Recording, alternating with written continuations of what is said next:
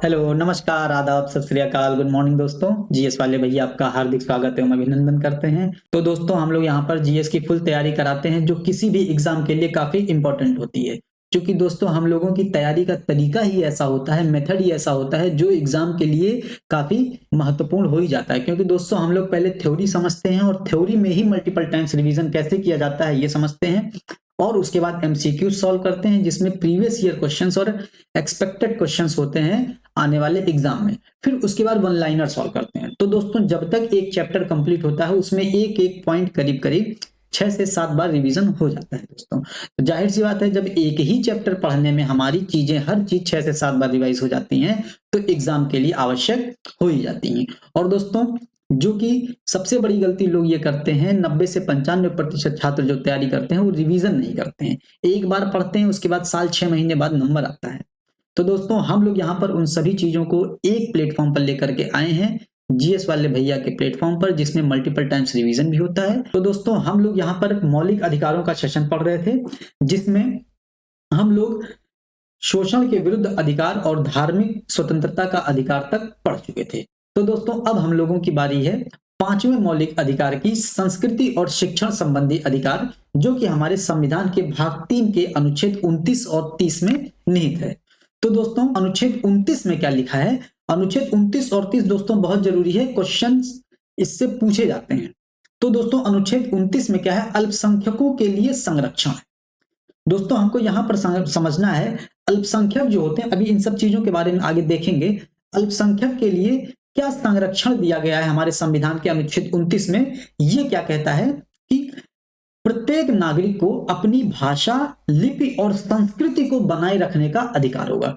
दोस्तों हमारे देश में जितने भी नागरिक हैं, जितने भी तरीके की भाषाएं हैं, लिपियां हैं, संस्कृत है, सबको संरक्षण करने का प्रावधान इस अनुच्छेद के तहत दिया गया है, जिसमें अनुच्छेद 29वां का भाग 1 आ जाता है, 29वां का पहला पार्ट आ जाता है, जिसमें देश के प्रत्येक नागरिक को अपनी भाषा, अपनी लिपि व अपनी संस्कृति को संरक्षित करने का अधिकार दिया गया है। और दोस्तों दूसरा इसमें क्या कहा गया है?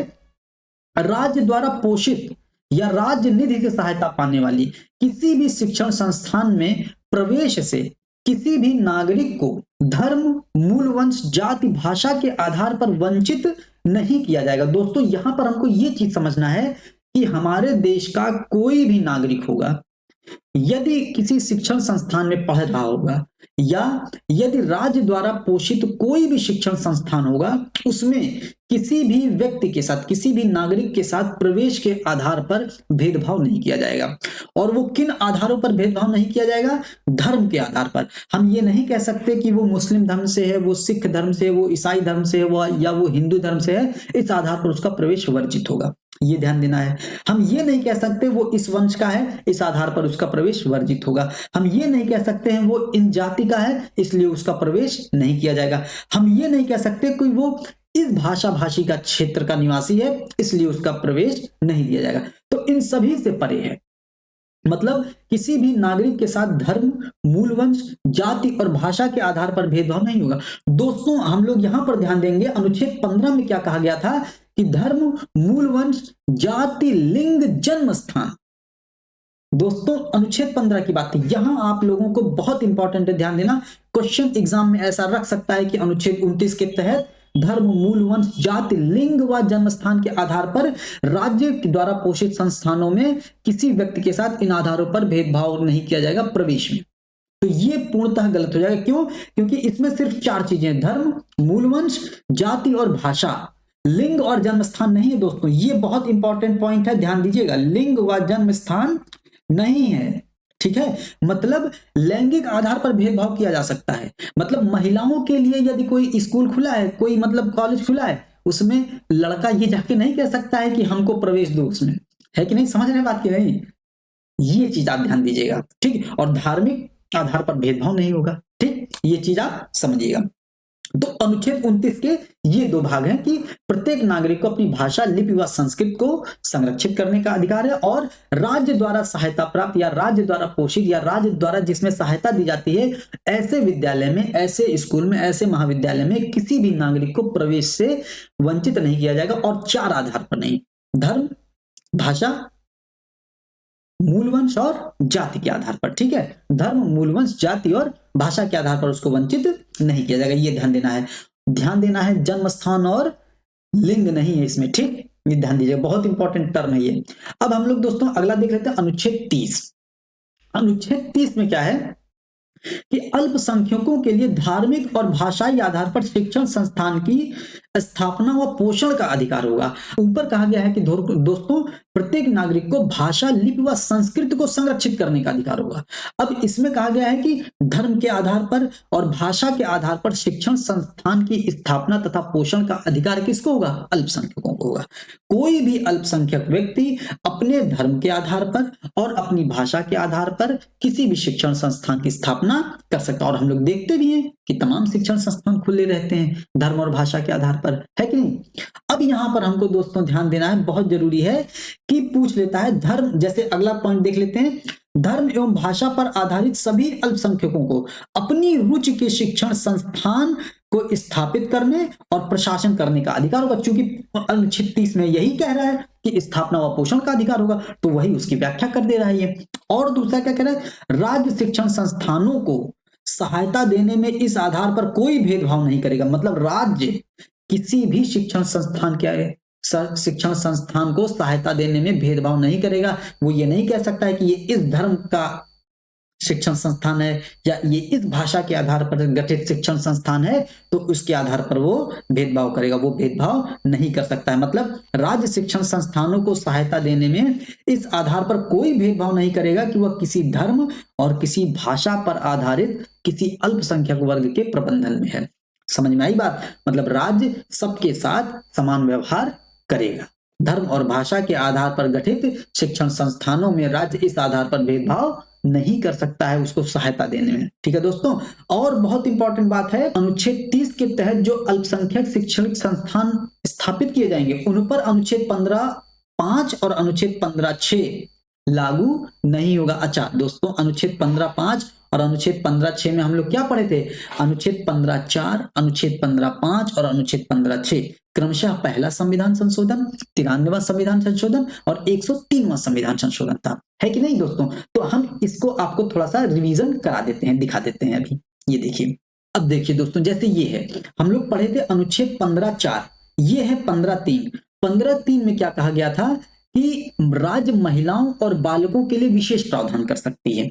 मतलब बालकों और महिलाओं के लिए विशेष प्रावधान कर सकती है और इसी आधार पर घरेलू हिंसा से महिला संरक्षण अधिनियम 2005 आया था। ठीक, अब क्या है, पहला संविधान संशोधन 1951 में कहा गया है कि अनुच्छेद 15(4) जोड़ा गया और उसमें कहा गया सामाजिक और शैक्षणिक रूप से पिछड़े नागरिकों और जो SC/ST के लिए राज्य विशेष प्रावधान कर सकती है। मतलब इसमें क्या है, सामाजिक और शैक्षणिक रूप से पिछड़े और SC/ST के लिए विशेष प्रावधान कर सकती है। और अगला अनुच्छेद जो आता है 15(5), 93वां संविधान संशोधन, आप इसमें सन मत याद करिए चलेगा, लेकिन 93वां संविधान संशोधन 15(5) में कर देती है प्रावधान सामाजिक और शैक्षणिक पिछड़े वर्गों के लिए और SC/ST के पिछड़े वर्गों के लिए वो प्रावधान कर देती है। और क्या करती है, निजी क्षेत्र की शैक्षणिक संस्थाओं में आरक्षण, अगर कोई निजी क्षेत्र वो मुस्लिम समुदाय के द्वारा धार्मिक अल्पसंख्यकों के द्वारा खुला है तो उसमें ये व्यक्ति SC/ST या सामाजिक और शैक्षणिक रूप से पिछड़े वर्ग उसमें आरक्षण का दावा नहीं कर सकते कि हमको, यही तो अपवाद है दिया गया है उसमें कि अनुच्छेद 15(5) और अनुच्छेद 15(6) अनुच्छेद 30 पर लागू नहीं होगा, है कि नहीं? मतलब यदि हम SC हैं, यदि हम ST हैं, यदि हम सामाजिक और शैक्षणिक रूप से पिछड़े वर्ग में आते हैं तो हम ये दावा नहीं कर सकते हैं कि हमको धार्मिक अल्पसंख्यक या भाषाई आधार पर जो अल्पसंख्यक शिक्षण संस्थान स्थापित है हमको उसमें प्रवेश दिया जाए। हम दावा नहीं कर सकते उसमें। ठीक है दोस्तों, ये ध्यान देना है। और 103वां संविधान संशोधन अनुच्छेद 15(6) में EWS इकोनॉमिक वीकर सेक्शंस के लिए शिक्षण संस्थानों में 10% का आरक्षण दिया गया है।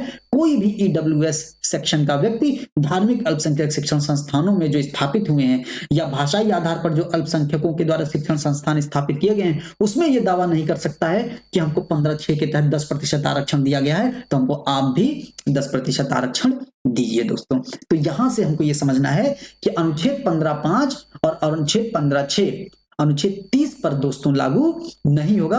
बहुत इंपॉर्टेंट पॉइंट है ये, और ये पॉइंट क्वेश्चन ये एग्जाम में पूछा जाता है दोस्तों, तो आपको ये सब चीजें ध्यान देनी है। ठीक है दोस्तों। तो अब इसका अगला पॉइंट होता है कि ये जरूर पूछ लेता है क्वेश्चन एग्जाम में कि अल्पसंख्यक की परिभाषा संविधान में है कि नहीं है। नहीं है दोस्तों, ये ध्यान देना है। पूछ लेता है कि अल्पसंख्यकों की परिभाषा संविधान में दी गई है, तो स्टेटमेंट गलत हो जाएगा। ठीक है, ये हो जाए। और संविधान में कितने प्रकार के अल्पसंख्यक की बात की गई? केवल 2 आधार पर। और कौन कौन से? अभी तो पढ़े ऊपर, धार्मिक और भाषाई आधार पर अल्पसंख्यक। ठीक है दोस्तों, तो संविधान में कितने प्रकार के अल्पसंख्यक हैं? 2 प्रकार के, धर्म के आधार पर और भाषा के आधार पर 2 प्रकार के अल्पसंख्यकों का प्रावधान है। ठीक, और सरकार अल्पसंख्यकों की घोषणा करती है। तो पता है कि अल्पसंख्यकों की घोषणा कौन करती है? सरकार करती है। परंतु आधार क्या है, अल्पसंख्यक की घोषणा का आधार क्या है, यह तय नहीं है। और यदि अल्पसंख्यक शिक्षण संस्थान की संपत्ति का अधिग्रहण किया जाता है, मान लीजिए कोई अल्पसंख्यक शिक्षण संस्थान है और उसकी संपत्ति का अधिग्रहण किया जाता है, तो बाजार दर पर उसको मुआवजा सरकार देती है। दोस्तों, ये थोड़ा सा एक्स्ट्रा पॉइंट है, ध्यान देने वाली बात है। और ये पॉइंट हमको ध्यान देना, राष्ट्रीय अल्पसंख्यक आयोग अधिनियम 1992 में आया, जब हम लोग पढ़ रहे थे इंदिरा साहनी केस, उसके बाद केस आए थे। फिर 1992 में अल्पसंख्यक आयोग का गठन किया गया और उसके तहत ये कहा गया कि अल्पसंख्यक से तात्पर्य क्या होगा, ये बताया गया। अल्पसंख्यक से तात्पर्य क्या होगा कि जो बहुसंख्यक है वो अल्पसंख्यक नहीं है, शेष सभी अल्पसंख्यक हैं। तो जाहिर सी बात है, बहुसंख्यक कौन है हमारे भारत देश में? हिंदू धर्म है। तो हिंदू धर्म को छोड़कर, ठीक है, अल्पसंख्यक से तात्पर्य सर्वाधिक जनसंख्या वाला समूह बहुसंख्यक का मतलब हिंदू बहुसंख्यक होगा। शेष समूह जिन्हें राष्ट्रपति अल्पसंख्यक का दर्जा देते हैं वो अल्पसंख्यक माने जाएंगे। और राष्ट्रपति ने 6 धार्मिक समूहों को अल्पसंख्यक का दर्जा दे दिया। और कौन कौन से? हिंदू को हटा दीजिए, मुस्लिम, सिख, ईसाई, जैन, बौद्ध, पारसी। ठीक, ये हो गए। ठीक है, ये ध्यान देना है।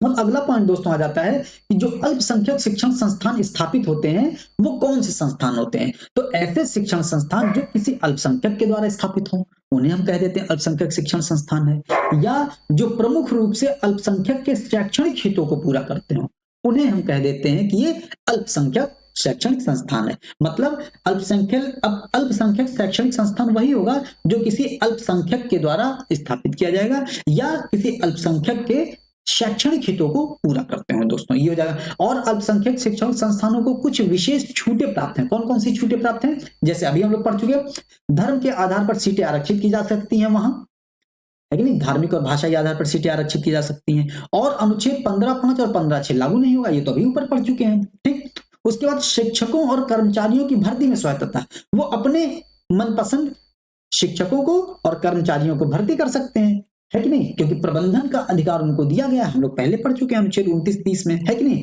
पाठ्यक्रम का निर्धारण वो खुद कर सकते हैं। राज्य द्वारा समय समय पर उनको विशेष सहायता अनुदान दिया जाता है, लेकिन राज्य उनके साथ भेदभाव नहीं करेगा कि ये इस धर्म के आधार पर गठित शैक्षणिक संस्थान है या इस भाषा के आधार पर गठित शैक्षणिक संस्थान है कि नहीं? राज्य भेदभाव नहीं करेगा, ये हम लोग अनुच्छेद 30 में पढ़ चुके हैं, है कि नहीं? परंतु अल्पसंख्यक संस्थान पूर्णतः राज्य के नियंत्रण से मुक्त नहीं है, क्योंकि हमारे मौलिक अधिकारों पर युक्त निर्बंधन का प्रावधान है कि नहीं? हमारे मौलिक अधिकार असीमित व निरपेक्ष नहीं है, सीमित व सापेक्ष है कि नहीं? तो राज्य उन पर नियंत्रण करता है, कर सकता है, राज्य जनहित में उन्हें नियंत्रित करता भी है। दोस्तों, ठीक है दोस्तों, तो उम्मीद करते हैं आप लोगों को संस्कृति और शैक्षणिक संबंधी अधिकार बहुत अच्छे तरीके से समझ में आ गया होगा। दोस्तों, इसको पढ़िएगा, रिवीजन करिएगा, बहुत अच्छे से पढ़िएगा। दोस्तों, मिलते हैं अगली क्लास में संवैधानिक उपचारों के अधिकारों के साथ। तो दोस्तों, तब तक के लिए जय हिंद, जय भारत।